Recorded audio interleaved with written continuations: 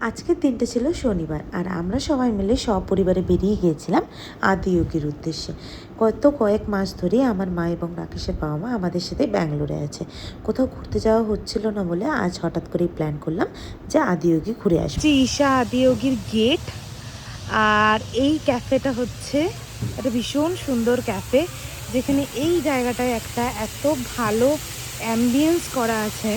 এই জায়গাটাতে আমরা যাচ্ছি, চলো ভিতরে যাই, তারপর আমি দেখাচ্ছি। ওই যে দেখতে পাচ্ছ দূরে মারা বসে আছে। এই ক্যাফেটার লোকেশন হচ্ছে আদিয়োগী বা ঈশা ফাউন্ডেশন ঢোকার আগেই যে একদম মেন গেটটা রয়েছে, সেই গেটটার একদম পাশেই এই ক্যাফেটা লোকেটেড।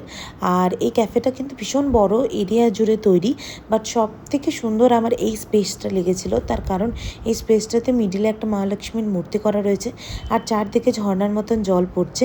ওই জলের আওয়াজে ওই জায়গাটা ভীষণ পিসফুল অ্যাম্বিয়েন্স। নিয়েছি আমরা এখন চা, কফি, আর এগুলো এটা কি রে?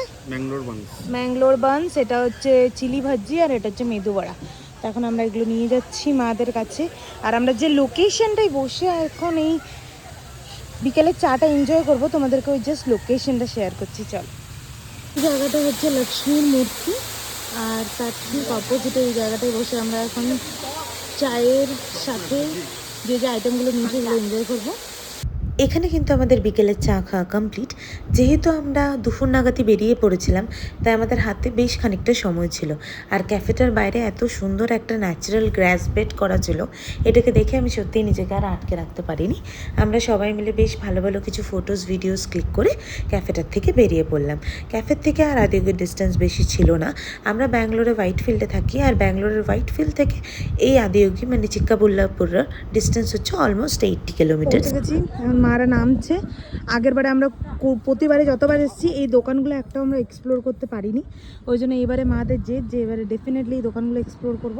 তাই আমরা একটু আগেই নেমে গেছি এই দোকানগুলো দেখতে দেখতে, আস্তে আস্তে হাঁটতে হাঁটতে ওই অবধি যাব।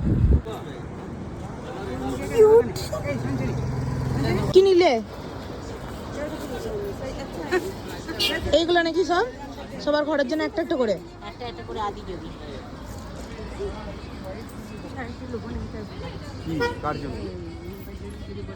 তো সমস্ত কিছু কেনাকাটা করে বিকেল 5:30 নাগাদ আমরা আস্তে আস্তে পৌঁছে গেলাম একদম আদিয়োগীর কাছাকাছি। অলমোস্ট পৌঁছে গেছি আস্তে আস্তে। আর এই যে হচ্ছে আজকে উইকেন্ডে শনিবার দিন ভিড়, গাড়ির ভিড়ও দেখতে পাচ্ছ, মানুষের ভিড়ও দেখতে পাচ্ছি, এক্সট্রিম ভিড়, লম্বা লাইন। আমরা এখন লাইনের পাট দাঁড়িয়ে গেছি। যেহেতু আমরা শনিবার দিন গিয়েছিলাম, সেই জন্য উইকেন্ডের হিসেবে এই জায়গাটাতে কিন্তু বেশ ভালোই ভিড় ছিল।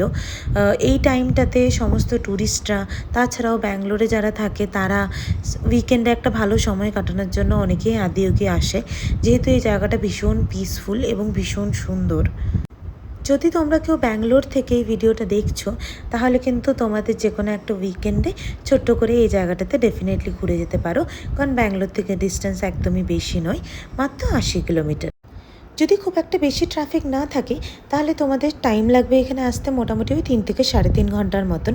যেহেতু সন্ধ্যে 7টা বেজে গিয়েছিল, দেখতেই পাচ্ছ আদিয়োগীর famous light and sound show already শুরু হয়ে গিয়েছে। এই শোটা কিন্তু মোটামুটি 20 to 30 মিনিটস চলে, আর দেখতে কিন্তু ভীষণই ভালো লাগে। চলো তোমরাও খানিকটা পার্ট এটার এনজয় করো। সমস্ত ক্লিপ হয়তো নিতে পারিনি, বাট কিছুটা তোমাদের সাথে শেয়ার করলাম।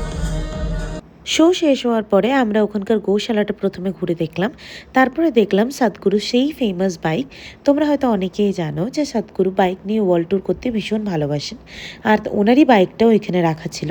তারপরে আমরা গাড়ি করে আবার বেরিয়ে পড়লাম সবাই মিলে বাড়ির উদ্দেশ্যে। জায়গাটায় আমরা দাঁড়ালাম, এই জায়গাটা হচ্ছে অনেকগুলো ছোট ছোট দোকান আছে, যেখানে একদম অরিজিনাল একদম ফার্মের গ্রেপস পাওয়া যায়। এখানে প্রচুর গ্রেপস চাষ হয়, তা আমরাও দেখি এখান থেকে নেবো ভাবছি। তো এই যে এখানে পাওয়া যাচ্ছে গ্রেপস, একদম ফার্মের অরিজিনাল গোয়াভা, তার সাথে জামুন, আর তার সাথে ভুট্টা টুট্টা, আরও অনেক কিছু। এখন আপাতত আমরা টেস্ট করি। নিচ্ছিস তুই? জামের দাম কম ব্যাঙ্গালোরের থেকে? হাফ মানে কম? নিয়ে নে ভালো ভালো দেখে। মিষ্টি আছে তো, টেস্ট করে দেখলি?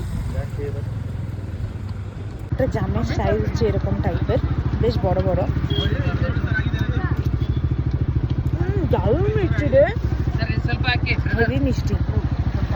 এখান থেকে আমি একটা গ্রেপ টেস্ট করি নেওয়ার আগে। ग्रेप्स नेब एक केजी डाल दिए भैया, ये वाला पैक कर दीजिए और जामुन भी दे दीजिए। তো এখানে আমরা সব কিছু নেওয়ার পরে বিল করাচ্ছিলাম। এখানে আমরা নিয়েছিলাম 1 কেজি জামুন আর গ্রেপস, আর তার সাথে নিয়েছিলাম গোয়াভা, আর কয়েকটা আমি হাতে আঙুর নিয়ে নিয়েছিলাম মাদেরকে টেস্ট করাবো বলে। কেন টেস্ট করার জন্য এনেছি। দারুণ তো, দেখি তো রোগ লাগবে, মনে হচ্ছে কুল বটে, কুল। হ্যাঁ না বাবা, এটা খেয়ে দেখো ভাইয়া, आप भी लीजिए। কেমন লাগছে? মিষ্টি? দারুণ, বোঝাই যাচ্ছে না শশার মতো কি আঙ্গুরগুলো, বোঝা যাচ্ছে না। তো এরপরে আমরা সবাই মিলে বাড়ি চলে এলাম। তোমাদের সাথে ডেফিনেটলি দেখা হবে আর একটা নতুন ভিডিওর সাথে। ততক্ষণের জন্য স্টে টিউন, বাই বাই।